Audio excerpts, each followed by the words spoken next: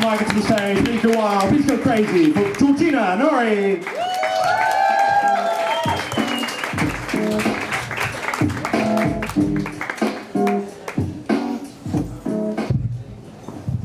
Hiya. Okay. This is called Satin.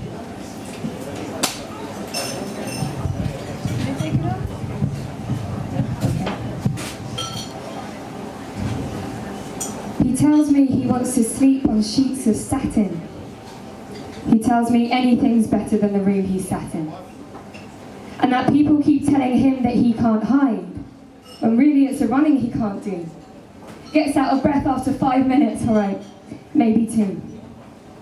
But hiding, that's where he shows his true stamina.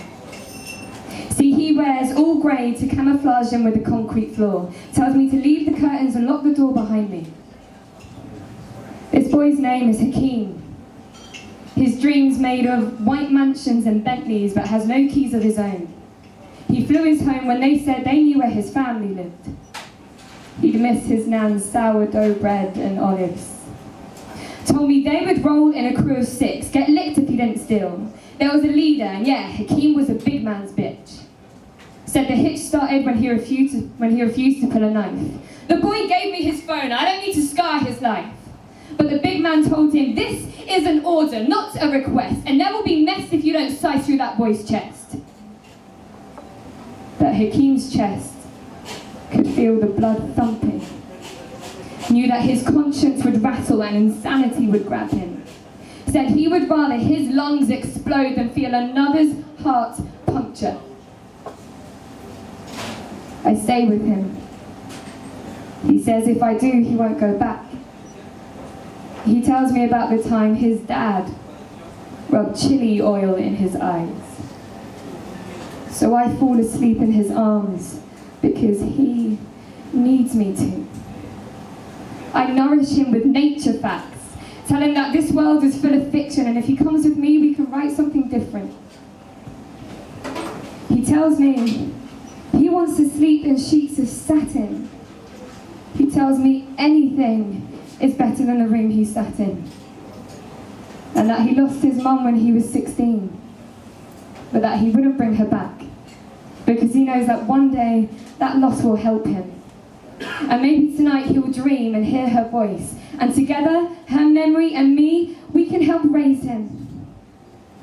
He wraps her cotton scarf round his shoulders as if it were holy. He tells me he feels safe with me. Hakeem, a tall young man, feels safe with me. I tell him that if he ever needs to run, then I will pound my legs for him and lend him the breath, because I can keep running for 20 minutes. All right, maybe 15, but that's not the point, because we could race with the birds and not stop until the only light we see is stars. He asked me, is that possible? And I say, yes, it's just a little impractical, but one day, you will be incredible at running, and that will be because you're running towards something and not away. He exhales hope, and I have never seen anyone cry like that. Not sobbing, not weeping, just delicate. He tells me all he ever needed was some guidance, but he was too afraid to ask. Didn't think he deserved it after his past. I tell him to leave history where it belongs and be the first not to repeat it.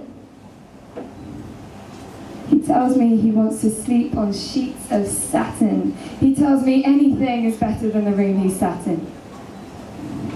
I go to the cupboard and take out 2 mugs. I fill them with water.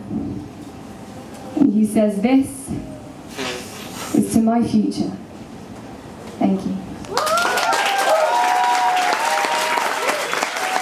One more time for Georgina, Norie.